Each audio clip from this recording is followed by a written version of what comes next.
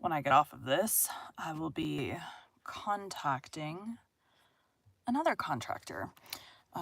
Mine has just not messaged me back. And I'm like, it's a Thursday for me right now. I'm like, we're on Thursday, and I still don't know when you're coming. So, ideally, I would like it fixed by this weekend. Now, dealing with a new contractor, I'm not sure if they'll be able to come out before the weekend, but I'm supposed to start a new audiobook next week, and I would like to, I'm working on one now, which will take me another 4 or 5 days to finish. So I would like to be able to start because the next one is really long. It's gonna take me 3 weeks to record. So I would like to have the booth ready for that and not be in here for another 3 weeks going into Texas summer where it's really hot. This is an exterior wall behind me. So anyways, I'm going to be calling a new contractor to see if they can come out. I can always take a couple-day break, but we're going to see if they can come out, when they can come out, and can they get it fixed quickly. So anyways, I'll be doing that. They don't open until 9, which is 40 minutes from now. So let's go. Oh, I just noticed hold on. There we go. I moved my iPad arm where it needed to be, and it moved my phone over. Oh, because it's hitting the ring light arm. Today we'll be continuing The Adventures of Tom Sawyer by Mark Twain. Chapter 32. Tuesday afternoon came and waned to the twilight. The village of St. Petersburg still mourned. The lost children had not been found. Public prayers had been offered up for them, and many a private prayer that had the petitioner's whole heart in it.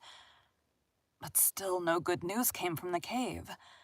The majority of the searchers had given up the quest and gone back to their daily avocations, saying that it was plain the children could never be found.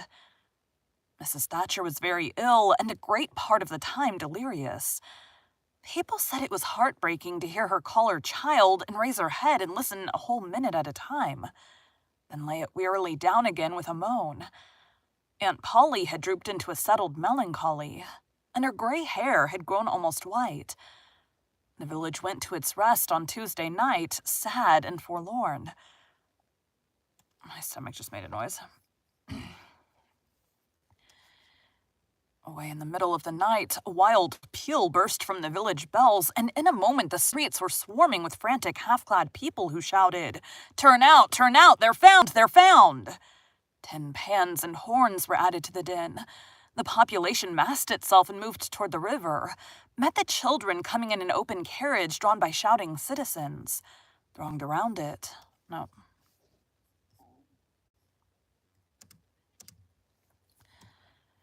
Met the children coming in an open carriage drawn by shouting citizens, thronged around it, joined its homeward march, and swept magnificently up the main street, roaring huzzah after huzzah.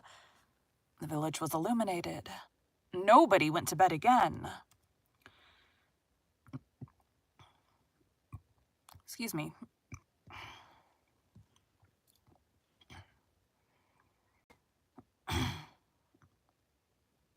Okay. It was the greatest night the little town had ever seen.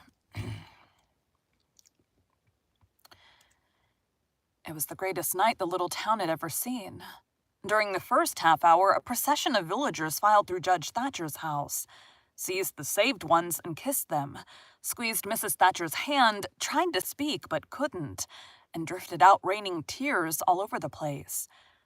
Aunt Polly's happiness was complete, and Mrs. Thatcher's nearly so. It would be complete, however, as soon as the messenger dispatched with the great news to the cave should get word to her husband. Tom lay upon a sofa with an eager auditory about him, and told the history of the wonderful adventure, putting in many striking additions to adorn it withal. And closed with a description of how he left Becky and went on an exploring expedition, how he followed 2 avenues as far as his kite line would reach, how he followed a third to the fullest stretch of the kite line and was about to turn back when he glimpsed a far-off speck that looked like daylight, dropped the line and groped toward it, pushed his head and shoulders through a small hole and saw the broad Mississippi rolling by. And if it had only happened to be night, he would not have seen that speck of daylight and would not have explored that passage anymore. He told how he went back for Becky and broke the good news, and she told him not to fret her with such stuff, for she was tired and knew she was going to die and wanted to. He described how he labored with her and convinced her, and how she almost died for joy when she had groped to where she actually saw the blue speck of daylight. How he pushed his way out at the hole and then helped her out. How they sat there and cried for gladness. How some men came along in a skiff and Tom hailed them and told them their situation and their famished condition. How the men didn't believe the wild tale at first. Because, said they, you're 5 miles down the river below the valley the cave is in. Then took them aboard, rode to a house, gave them supper, made them rest till 2 or 3 hours after dark, and then brought them home. Before day dawn, Judge Thatcher and the handful of searchers with him were tracked out in a cave by the twine clues they had strung behind them, and informed of the great news. 3 days and nights of toil and hunger in the cave were not to be shaken off at once, as Tom and Becky soon discovered. They were bedridden all of Wednesday and Thursday, and seemed to grow more and more tired and worn all the time. Tom got about a little on Thursday, was downtown Friday, and nearly as whole as ever Saturday. But Becky did not leave her room until Sunday, and then she looked as if she had passed through a wasting illness. Tom learned of Huck's sickness and went to see him on Friday, but could not be admitted to the bedroom. Neither could he on Saturday or Sunday. He was admitted daily after that, but was warned to keep still about his adventure and introduce no exciting topic. The widow Douglas stayed by to see that he obeyed. At home, Tom learned of the Cardiff Hill event. Also that the ragged man's body had eventually been found in the river near the ferry landing. He had been drowned while trying to escape, perhaps. About a fortnight after Tom's rescue from the cave, he started off to visit Huck, who had grown plenty strong enough now to hear exciting talk. And Tom had some that would interest him, he thought. Judge Thatcher's house was on Tom's way, and he stopped to see Becky. The judge and some friends set Tom to talking, and someone asked him ironically if he wouldn't like to go to the cave again. Tom said he thought he wouldn't mind it. The judge said,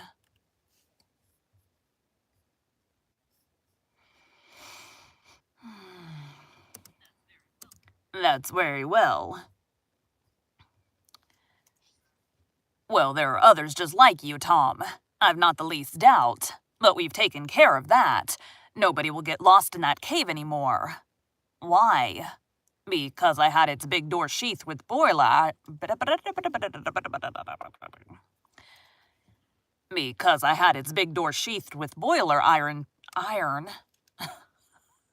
Iron is the word.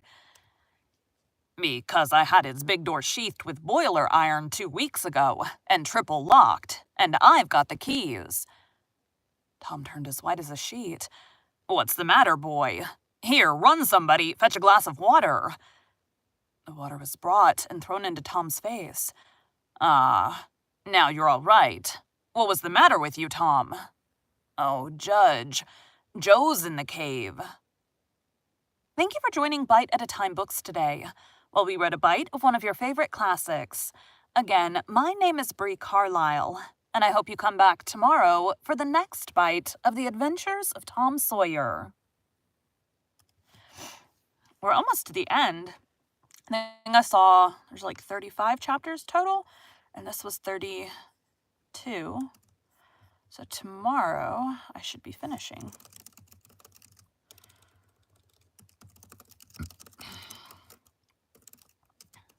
Thanks, guys.